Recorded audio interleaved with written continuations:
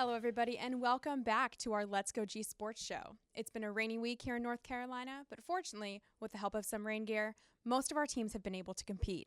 In just a couple minutes, men's soccer assistant coach Scott Britson will join us in studio, but until then, I'll take you through what's been happening in Spartan Athletics. Women's golf had a decent start to the weekend. Well, the weekend might be a little bit of a stretch. The tournament was intended to last 54 holes in 3 days. Because of the weather, it got shortened to just Friday afternoon and 18 holes. The team finished third overall, posting 21 over par 301. Senior Jessica Madsen shot a career-low 3 over par 73 and tied for 5th overall. Congrats to a great start to the season, Jessica.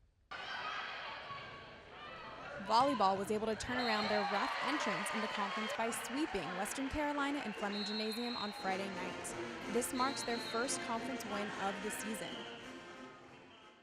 Women's soccer tied Furman in a 0-0 double overtime draw. They had to reschedule their game against Wofford. They won that one. And men's soccer beat Mercer 2-1 in overtime but dropped an 0-2 loss to Furman on Friday night. They faced East Tennessee State tonight at home. Well, that about does it for our update as Scott has joined me in studio. Scott, it's great to have you in here today. Knock on wood, tonight you're not going to be playing in the rain. Doesn't look that way. Finally some good weather. And tonight's a big game against East Tennessee State. So what are you telling the guys throughout the day in order to get them in the right frame of mind for tonight's game?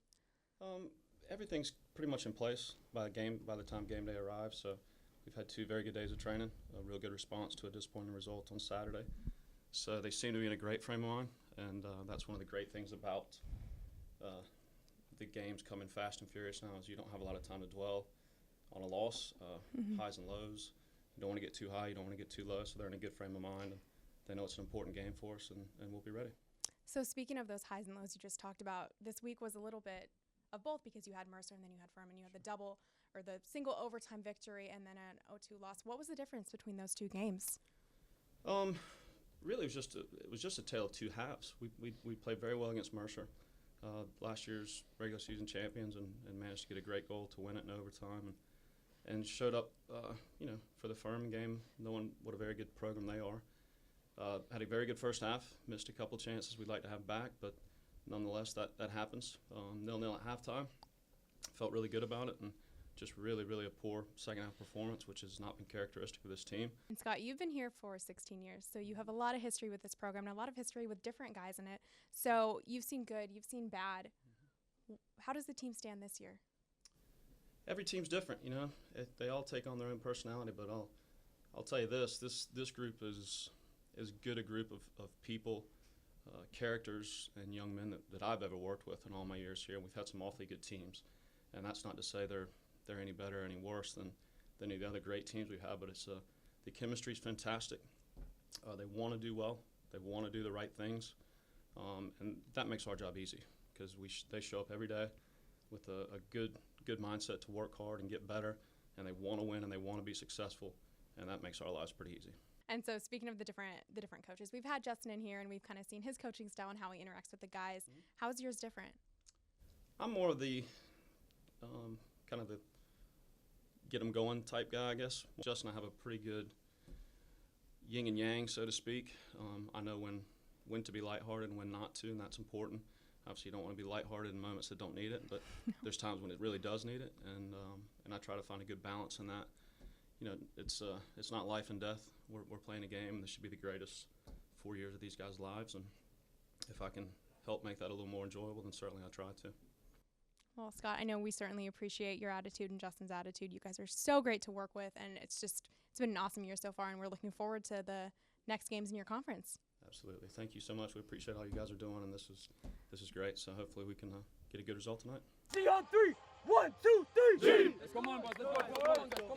Scott, thank you so much for your time on the show. When we get back, I'll fill you in on the men and women's basketball team as they had their first practices. Hi, I'm Barbara Corcoran. To sell your home on time for the most money, you need a sharp agent with a marketing strategy that creates the most demand. Bottom line, you need a partner willing to put their own money on the line for you. In Greensboro and Winston-Salem, it would be Jason Bramblett. He attracts hundreds of buyers and creates so much demand that Jason can guarantee if your home doesn't sell at a price and deadline you agree to, he will buy it. Partner with the agent I trust. Go online or call and get your home sold. Welcome back, and thank you for sticking around. I'm sure glad you did, because you won't want to miss watching what the men's basketball team had to pull up a hill in order to complete boot camp. Their strength coach, Andrew Otwell, sure came up with a very difficult regimen for them to get through. I was there for almost all of it, and yikes, it did not look easy. Before that, a practice update for both teams. And let's start with men's basketball.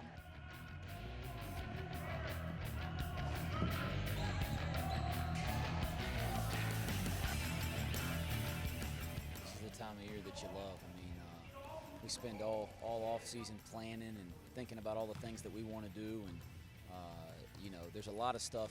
I love my job. I got the best job in the world, but there's a lot of stuff that we do that's not coaching. This is the part that I'm really passionate about. So having a chance to get out here on the floor, we live for this as coaches. So I'm fired up. Now it's about getting ready for day 2, and that'll be the mentality all through the preseason, one day at a time. Be out here with all these guys, I think we're just so ready, so prepared for the season, and this is a really great feeling, for all that work, all that hard work to actually pay off, for us to finally get out here. I know we still got a long road, we got a couple more weeks before, we play somebody with a different jersey, but, I think we're all ready, we're all for it, we're in good shape, so, just keep working. We got a bunch of jokesters on the team, everybody has jokes, everybody just loves being around each other, obviously, on and off the court, there's difference, when you step against, when you step in the line, the purpose is to challenge each other, make each other better. But, off the court, we're all, best friends. We hang out all the time, go to the same places. It's really fun. It's really fun being around a group of guys who really care about you, and, who enjoys, spending time with you and certain things like that. I think it's about every day coming out and getting better, taking one day at a time. Because the NCAA lets us practice so much earlier, we're not going to spend as much time getting in peak condition like we did back when we started October 15th. So we got to get in shape. We got to build up to some certain things, and then we got to focus on all these details in the meantime and start to sharpen up on both ends of the floor. Everybody in here, everybody on this floor is so invested, for us to be successful, for us to win games. And, a lot in the past, some people had different motives, sometimes it didn't all, show up on the court, how hard we worked. But I think this year we're all just so dedicated, to doing the right things on and off the court, and, just banding together as brothers, and I think that's the most valuable thing that a team can have, is for each person to care for one another just as much as they do the next man. Well, personally, my two biggest things were, just making sure my body was in the best condition it could be, just dropping a lot of weight. I dropped about 15 to 20 pounds in this offseason, which, is a big step for me. I've been kind of battling with weight since I've been here, actually, and I think that right now I'm in the best shape of my life. And also, just getting my perimeter jump shooting and ball handling right, just for the change in our offense this year, for me to be able to step out and be more versatile. I think those are the two things that I worked on the most this offseason. I feel really good about this group. They care, and they got a lot of pride in being at UNCG, and that's been the really refreshing thing about this group, is they seem to care about one another. They seem to care about us being successful, not just themselves. And they really care about being at UNCG, man. They keep talking about all the time doing something to make Greensboro and UNCG proud this year, putting this on the map from a basketball standpoint. So I like that type of mentality. They seem to have a little chip. But again, that's all good today. Everybody's excited in college basketball right now. We got to have that same level of commitment and mentality when we start to get into the season and we have some adversity. So we got to continue to build upon that. One team, one team. Yes, 1, 2, 3. On the ice. You gotta keep your core intact. You're gonna get your power from here, and you're gonna pop it. Got it? Let's go. And the women completed their first two-a-day practice on Sunday.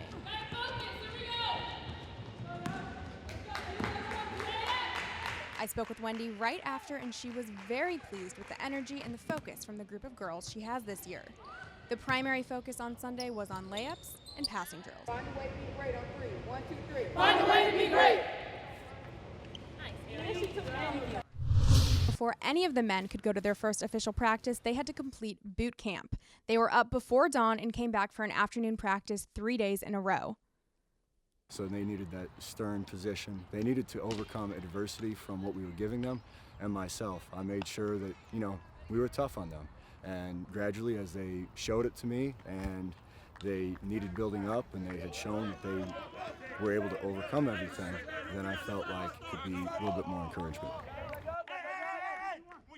By day 3, though, there was a tremendous change in team camaraderie. Just look at the 18-ton truck that they had to pull up the hill together. Trainers, coaches, everyone got involved in this tremendous feat. I like that they wanted us to jump in. They wanted us to finish it with them. So it's always fun as a coach because there's so many things you can't control as a coach. It's always fun when you can get in there and lend a hand as well. And it's a good starting moment for our group to do something together and to get the coaches, the managers, and everybody involved in it. I thought it was a really good message. We are the Spartans! We are the Spartans! Mighty, mighty Spartans! Mighty, mighty Spartans! We are the Spartans! We are the Spartans! Mighty, mighty Spartans! Mighty, mighty Spartans! We are the Spartans! We are the Spartans! That was fun to film. It was pretty cool seeing the difference from day 1 to 3. Spartan fans certainly have a lot to look forward to from the basketball team this season. That about does it for our show today. I'm your host, Meg Sloggett. Thank you for watching, and as always, go ahead and check our YouTube page and our website for more updates on Spartan Athletics. See you next time.